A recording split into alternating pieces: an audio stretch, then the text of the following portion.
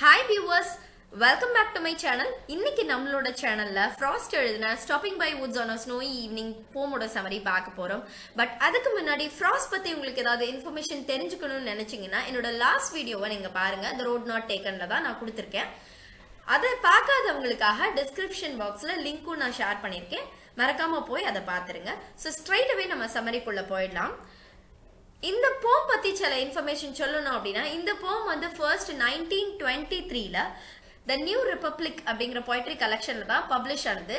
But லேட்டரா he republished in the collection called New Hampshire in the very same year 1923. இந்த போம்ல 4 stanzas இருக்குது with 4 lines each. அந்த last 4 lines வந்து doctor Jawaharlal Nehru அவருக்கே ரொம்ப பிடித்தமான லைன்ஸா அந்த 4 லைன்ஸையும் அவர் எழுதி தன்னுடைய டெஸ்க்ல ஸ்டிக் பண்ணி வச்சிருப்பாராம். Though it is a very simple poem, it's really a thought-provoking poem. So இப்போ summary பார்த்திடலாம். Whose woods these are? I think I know. His house is in the village though. He will not see me stopping here to watch his woods fill up with snow. My little horse must think it queer to stop without a farmhouse near. Between the woods and frozen lake, the darkest evening of the year. He gives his harness bells a shake to ask if there is some mistake. The only other sound is the sweep of easy wind and downy flake. The woods are lovely, dark and deep, but I have promises to keep, and miles to go before I sleep, and miles to go before I sleep. So ரொம்பவே சூப்பராக இருக்குது. உங்களுக்கே read பண்ண உடனேவே meaning புரிஞ்சிருக்கும்னு நினைக்கிறேன். Once the poet is riding his horseback to somewhere. எங்கேயோ போயிட்டு இருக்கிறாரு. அப்போ போயிட்டு இருக்கும்போது he sees a wood filled with snow. அப்படியே வெள்ளை போர்வை போத்துன மாதிரி ஸ்னோ அவ்வளோ அழகா அந்த வுட்ஸ் முழுவதும் படர்ந்து இருக்கிறத பார்த்து மெஸ்மரைஸ் ஆகி he stopped abruptly on the spot. அப்படியே நின்னுடுறாரு. So while he stood there, he thinks that I think I know whose woods these are. இது யாருடைய தோட்டம், இது யாருடைய காடுன்னு எனக்கு தெரியும். Though I know whose woods are these, his house is in the village. அவருடைய வீடு எங்கேயோ ஒரு இடத்துல வில்லேஜ்ல இருக்குது, அவர் இங்க இல்ல. The owner of the wood is not residing here. He will not see me stopping here to watch his woods fill up with snow. அவருடைய தோட்டத்துல இவ்வளோ அழகா பனி படர்ந்திருக்கிறத பார்க்கிறேன், நான் நின்று ரசிக்கிறேன் அப்படிங்கிறது அவருக்கு தெரியாது. இதுதான் இந்த ஃபர்ஸ்ட் ஸ்டான்ஸால சொல்லியிருக்கிறாரு. Then next stanza, my little horse must think it queer to stop without a farmhouse near. Between the woods and frozen lake, the darkest evening of the year.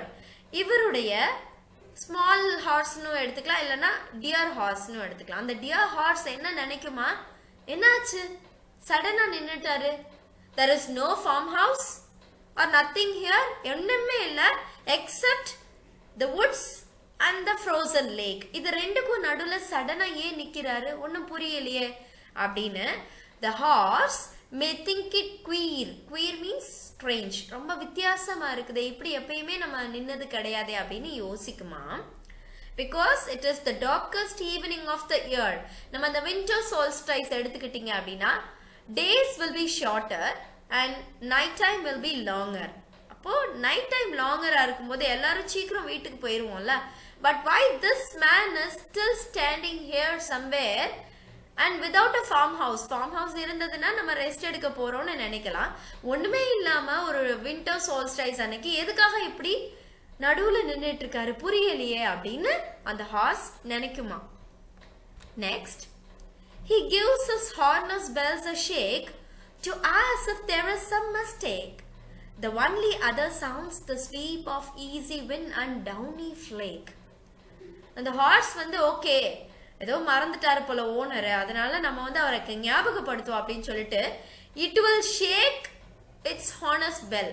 Harness பெல்னா bells that are attached to the neck of a horse to control it. நம்ம இங்க மாடுகளுக்கு கட்டி விடுவாங்கல்ல, மணி கட்டுவாங்கல்ல, அது மாதிரி ஹார்ஸ்க்கு அங்க மணி கட்டியிருக்காங்க. அந்த மணி தான் ஹார்னஸ் பெல்ஸ்னு சொல்றாங்க.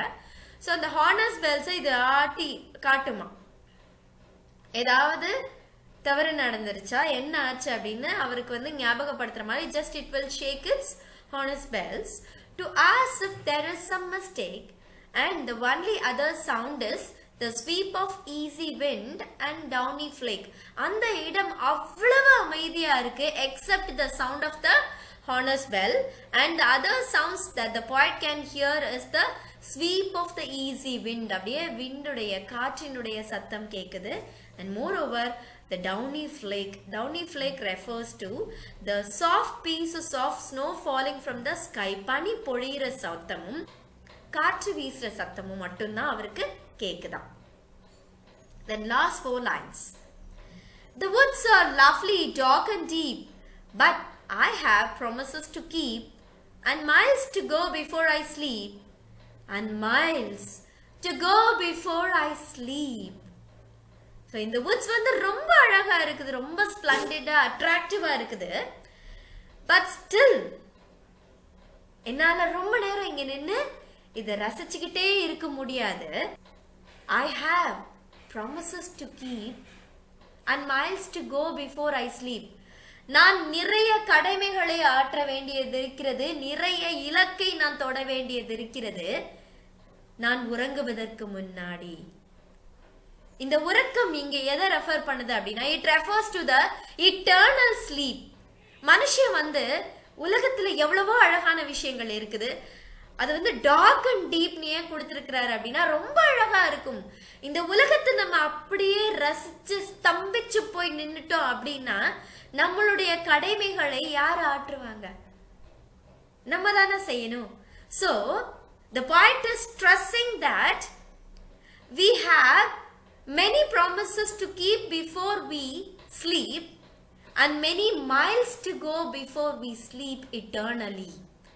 நிறைய இலக்கை நம்ம தொட வேண்டும், நிறைய லட்சியங்களை நம்ம அடைய வேண்டும். அப்படின்னா ஒரே இடத்துல நின்று ஸ்தம்பிச்சு போய் நிக்காம ஓடிக்கிட்டே இருக்கணும், ரசிக்கணும், வாழ்க்கையை ரசிக்கணும். But still we have to move on to reach our destination. So that is the true essence of the last 4 lines which attracted our former Prime Minister Jawaharlal Nehru. Hope you enjoyed this poem. இந்த poem உங்களுக்கு பிடிச்சது புரிஞ்சது அப்படின்னா like பண்ணுங்க, comment பண்ணுங்க, ஃப்ரெண்ட்ஸ்க்கும் share பண்ணுங்க. இதோட மீனிங்கை நான் வந்து உங்களுக்கு ஃபுட் நோட்ஸ்ல கொடுத்துருக்கேன், ஹார்ட் வேர்ட்ஸோட மீனிங்லாம், அதை நீங்க ரெஃபர் பண்ணிக்கலாம். ஃபிளேக்ஸ் அப்படின்னா இந்த துகள்கள்னு சொல்லுவோம்ல, நம்ம சில்லி ஃபிளேக்ஸ்லாம் போட்டு சாப்பிடுவோம் பிஸா சாப்பிடும்போது, தே ஆர் ஃபிளேக்ஸ், சின்ன சின்ன பார்ட்டிகல்ஸ். தென் இந்த ஹார்னஸ் பெல்னா, so see here this is the harness and இந்த ஹார்ஸோட நெக்கை சுற்றி போட்டிருக்காங்களா, this is the harness bell. So புரிஞ்சிருக்கும்னு நினைக்கிறேன். தேங்க்யூ. ஐ எம் கன்யா மனோகர். இதே மாதிரி இன்னொரு இன்ட்ரெஸ்டிங் அண்ட் யூஸ்ஃபுல் வீடியோவோட நான் உங்களை மீட் பண்ணுறேன். தேங்க்யூ. பபாய்.